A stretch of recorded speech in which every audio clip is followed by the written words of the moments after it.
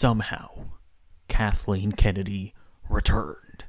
So, yes, it does indeed seem to be the case that the departure of Kathleen Kennedy has been greatly exaggerated.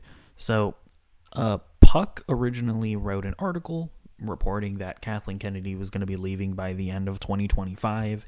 Now, Deadline has an interview with Kathleen Kennedy that is kind of, sort of, contradicting that, but also not necessarily as much as they kind of want to make it out to be.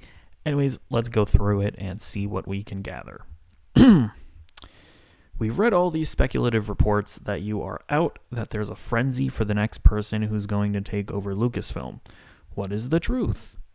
The truth is, I don't, and I want to just say loud and clear, I am not retiring. I will never retire from making movies. I will die making movies. That is the first thing that's important to say. I am not retiring. What's happening at Lucasfilm is I have been talking for quite some time with both Bob and Alan about what eventual succession might look like. We have an amazing bench of people here, and we have every intention of making an announcement months or a year down the road. We are in lockstep as to what that's going to be, and I am continuing. I'm producing the Mandalorian movie right now, and I'm also producing Sean Levy's movie, which is after that. So I'm continuing to stay at Lucasfilm and looking very thoughtfully with Bob and Alan as to who's stepping in. So that is all underway, and we have every right to make that announcement when we want to make it. So it definitely does seem to be the case that the Puck guy was wrong, that she's going to be stepping down by the end of 2025, but it looks like he wasn't really wrong in saying that she is looking to step away. And I mean, it's one of those weird things where it's like, even after Bob Iger stepped down as Disney CEO, like, he was still CEO for like another year, effectively, right, during Bob Chapek's rule as CEO of Disney. So it's like, it almost feels like a semantics game of like, you're wrong. I'm not stepping down. I'm stepping down later than you had that you had said. It's like, well, she's still stepping down, it seems like. But the other interesting blurb from that is that it looks like, at least as far as they have planned, and you know, when it comes to Lucasfilm planning Star Wars movies, you can't trust anything they say. But it seems like we're getting Mandalorian and Grogu, and then after that is going to be Sean Levy's Star Wars movie. So we'll see if that ever happens.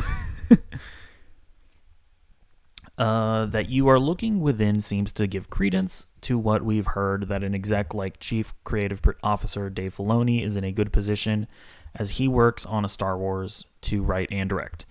I can't say who it is because there's just an internal process that goes on inside a large corporation and a publicly held company as to how we go about making deals, finalizing decisions, and making announcements. There's nothing unusual about that, and we're in that process. So she doesn't really give us any indication on whether or not it's going to be Dave Filoni. Like I've said before, I just don't... I mean, first of all, Dave Filoni is not a producer. He's not an executive. So he wouldn't, like, just making him the de facto president, I don't think he's qualified to do that. Now, doing a bit of a DC Studios thing, right, where James Gunn is a co-president, and then this other guy, Peter Safran, is the other co-president, that might be a thing they look at, where Dave Filoni is just like the creative head, and then you have some other random guy doing all the businessy stuff.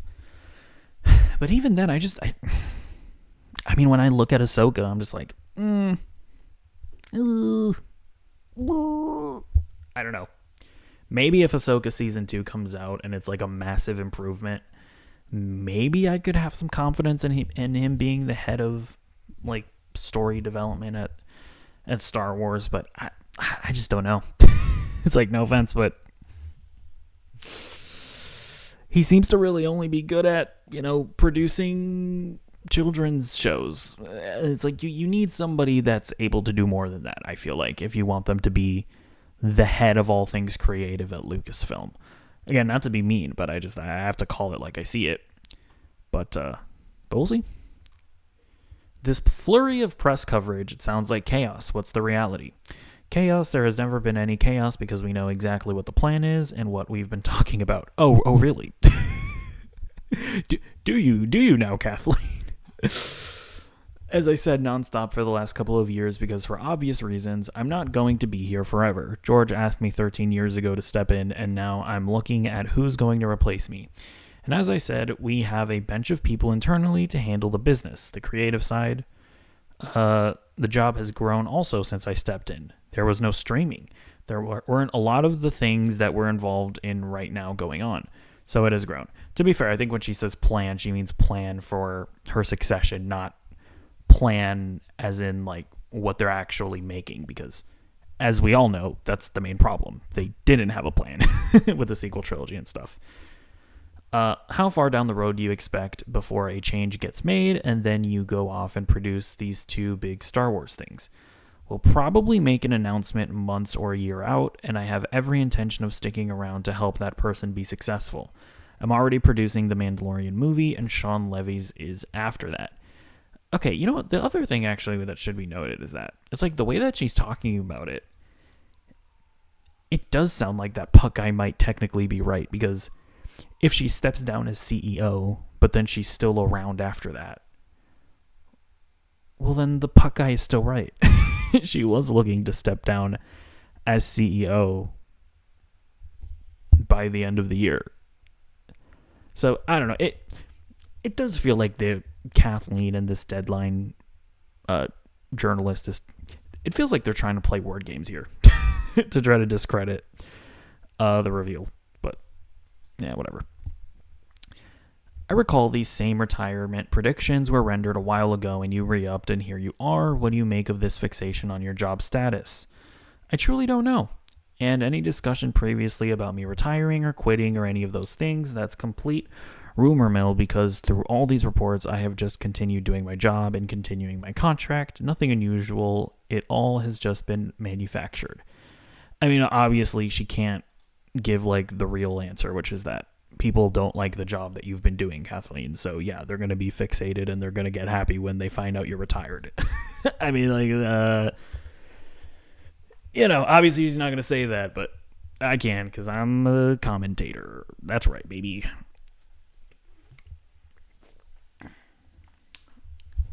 But yeah, I gotta say, if you're Kathleen Kennedy, it's like, do you not look at the reaction to your retirement and go, what the hell am I doing here? Like, I don't even know why you would even want to do this job if you're Kathleen Kennedy.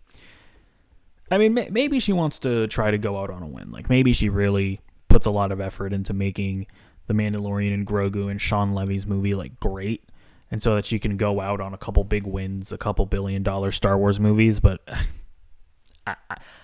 I feel like I would just leave if I were in her position, and I would go back to producing like great movies on a solo basis, because she's just clearly not great at being an overall creative head of a cinematic universe, which is a unique thing, you know?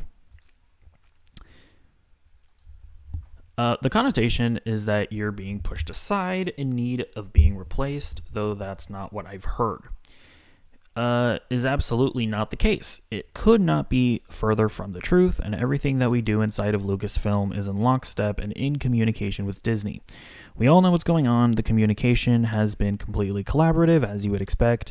This is a big piece of business for them, and they want to empower me to help them make that decision and that choice. I'm doing that. Yeah, like a lot of people say, like, how is it possible that Disney hasn't fired Kathleen Kennedy yet? And it's like, the reality is that, or at least I think it's probably very simple. They bought Lucasfilm for $4 billion. Kathleen Kennedy made them $12 billion.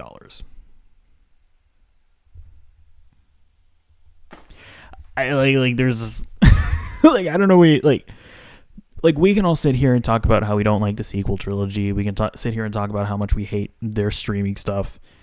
And I do talk about all of that. But the shareholders, they just see the money coming in, and it's like they don't give a shit if some of the movies are bad.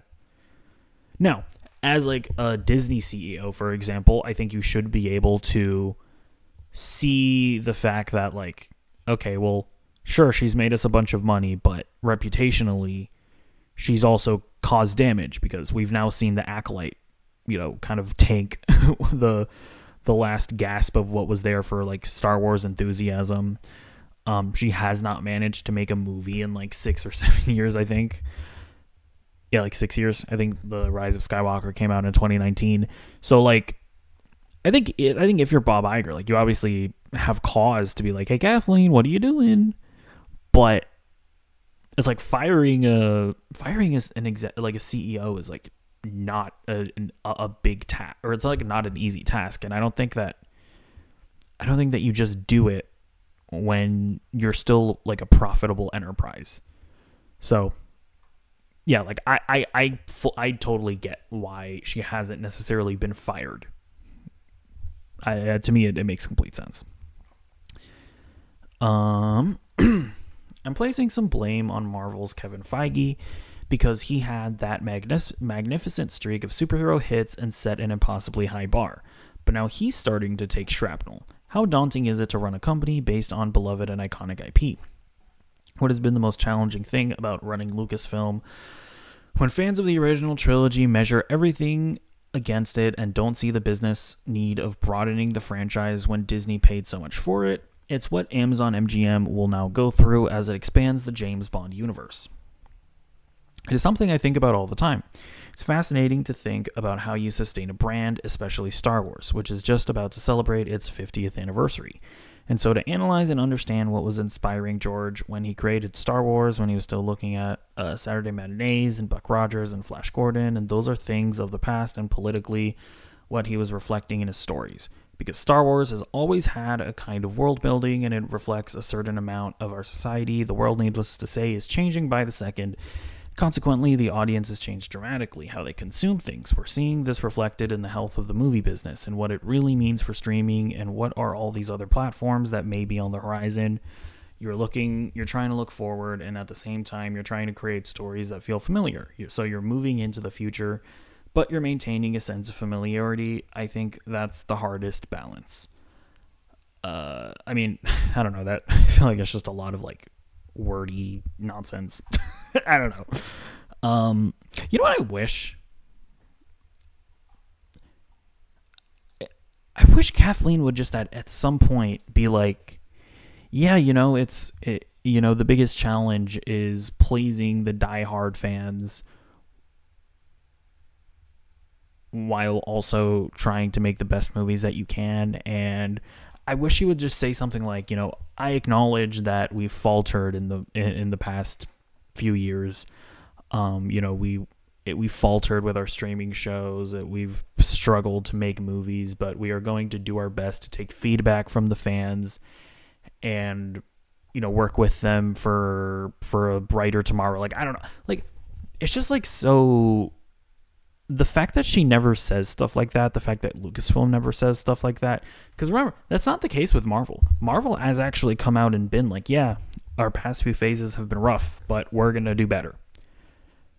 The fact that they just say that, it might be bullshit, but it at least does instill some amount of confidence in the fans. The fact that Kathleen just never even says anything like that, she never acknowledges that there's something wrong, it just doesn't make me feel like the Mandalorian and Grogu is going to be any different. It doesn't make me feel like the Sean Levy movie is going to be any different. But we'll see. Then when you have a brand that's this expansive, you're also, and this is something we work very hard at, you try to find different entry points for different generations, because that's what Star Wars has always been. It's a very generational brand, and we want to sustain that, and we work hard to sustain that. So George gave us the gift. Okay, I feel like I don't need to read the rest of this. Whatever, who cares? You've got a long resume of big movies. Compared to that, how much tougher is the challenge of so much public scrutiny and second guessing by the rabid fan base? It's not uncommon to develop a project with big names who fall out when visions don't align, but they get reported as a big implosion. What you just said, though, is so interesting to me, Mike, because that is the development. It doesn't matter if you're doing Star Wars or anything else. What's troubling and frustrating is that our development gets scrutinized, and I don't know any other production company where their development gets scrutinized like that. It's very hard for anything to happen within Star Wars without some aspect of it becoming public before you even want it to become public. So I guess managing the message in some way is also quite a challenge because, of course, not every single thing we put in development we're going to make. That's not unusual. We want to make those things that we feel are the best. We want to make those things that, as time passes, feel relevant to what the audience is responding to. So there's constant discussion around that. So yeah, that's a tricky one because a lot of the scrutiny around Star Wars and the negativity has been about development. Of course, we're going to develop lots of different things with an understanding that not everything gets made. So, I mean, that's just complete nonsense. It's like, nobody told you to announce the Patty Jenkins Rogue Squadron movie. Nobody told you to announce the Rebel whatever Gina Carano show. Like, you guys are the ones that keep on, that keep on announcing things and then just not doing them. To be fair, I can't remember if they initially announced the Taika Waititi movie and the Sean Levy movie. Did they originally announce the Benioff and Weiss trilogy? Did they initially announce the Rian Johnson trilogy? Like, I want to say that they. To be fair, I don't necessarily remember, but I feel like they openly talked about this stuff. So it's like, yeah, is it absolutely true that there's just a more inherent interest in, you know, Marvel Studios and DC Studios and Lucasfilm Star Wars projects? Like, yes, that is true. It is true that things just that are just like normally in development and might not actually be as dramatic as they are end up getting reported on.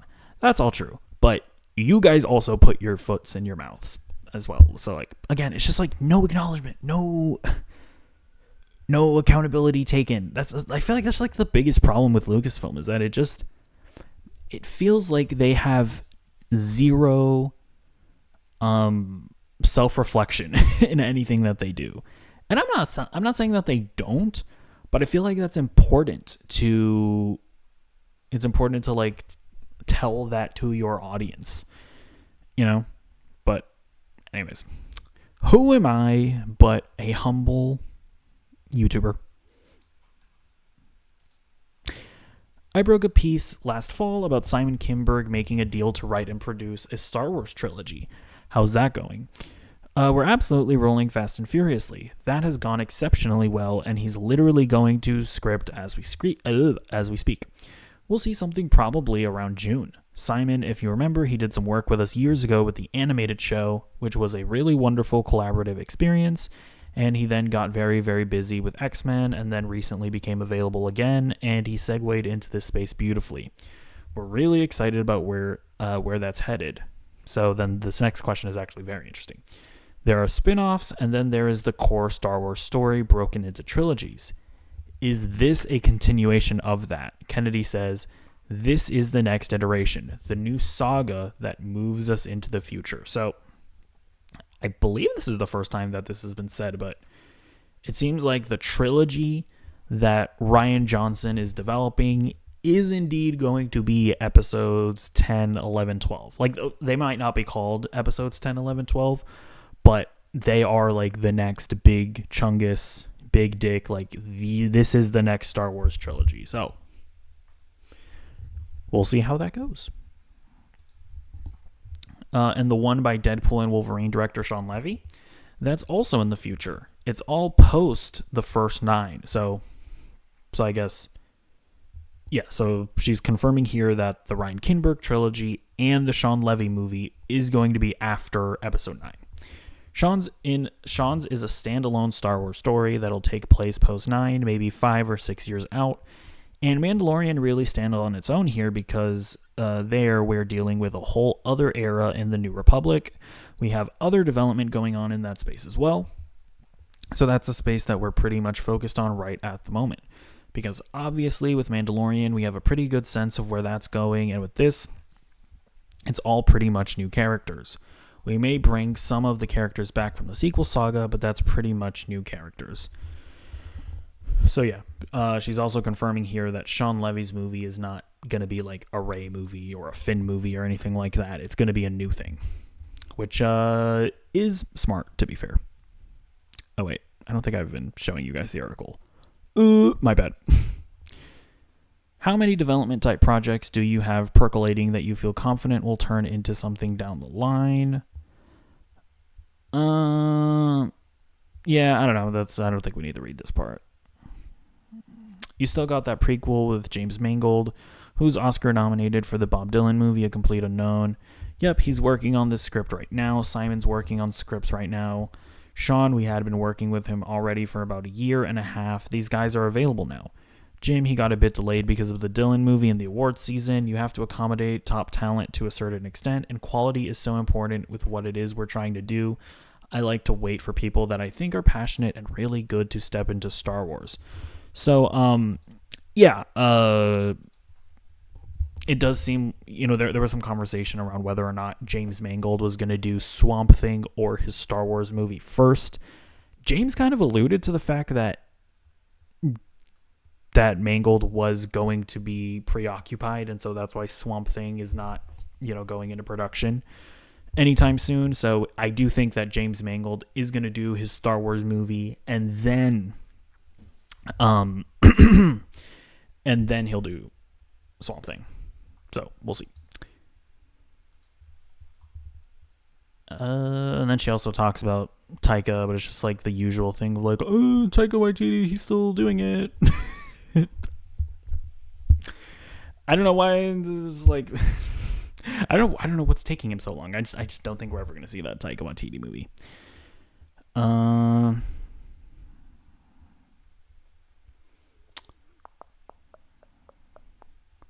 So yeah, more just like vagaries around her leaving. So even when you hand the reins to a Lucasfilm protege, it sure sounds like you're going to be in that world for 8 or 10 years. Fair?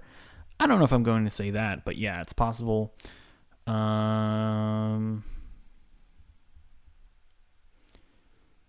I mean, this would have been so the guy asks, any regrets? Kennedy says, no. I mean, far from regrets. I've loved the challenge of stepping into this space and literally space and being with Star Wars over these years, taking on the challenges of expanding on Star Wars. I've loved working with Disney, and the company has been fantastic, and it's supported the IP. They've expanded things in ways I don't think George could have even imagined, and it's been such a learning experience. It's like nothing about the fans.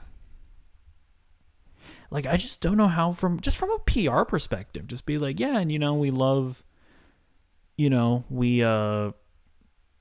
we really appreciate all the feedback from the fans, and going forward, we're absolutely going to try to take some of that stuff into consideration in order to make Star Wars that appeals to everybody, especially our most loyal hardcore fans. It's like there's just nothing ever like that. And I just don't get it, why you don't just throw in that little blurb. It's so weird.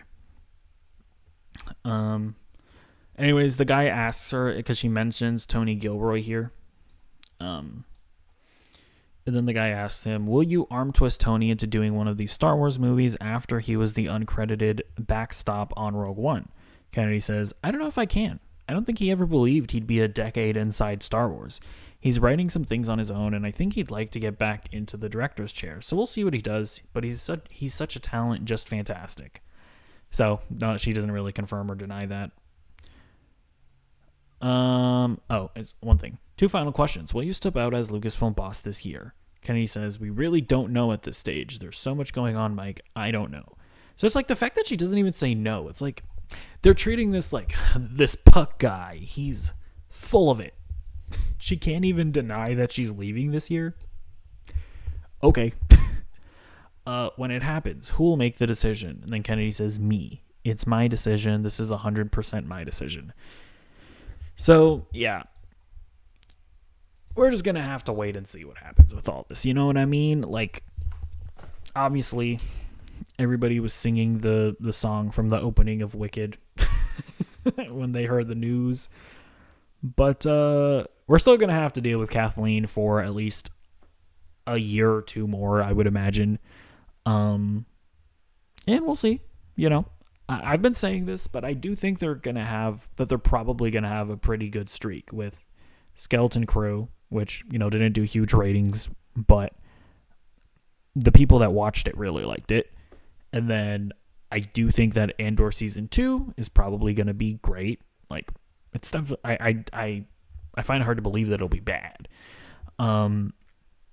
And then I suspect Mandalorian and Grogu is going to end up being a win, at least quality wise. Just because Jon Favreau is like a decent director. Like I don't imagine he would turn out a bad Mandalorian movie. Again, box office wise, who knows? Because it's like a Disney Plus show turned into a movie. Like, are people gonna like not watch it because they're like, yeah, well, I didn't watch the Mandalorian, so I don't know if I really care to watch the movie. Who knows?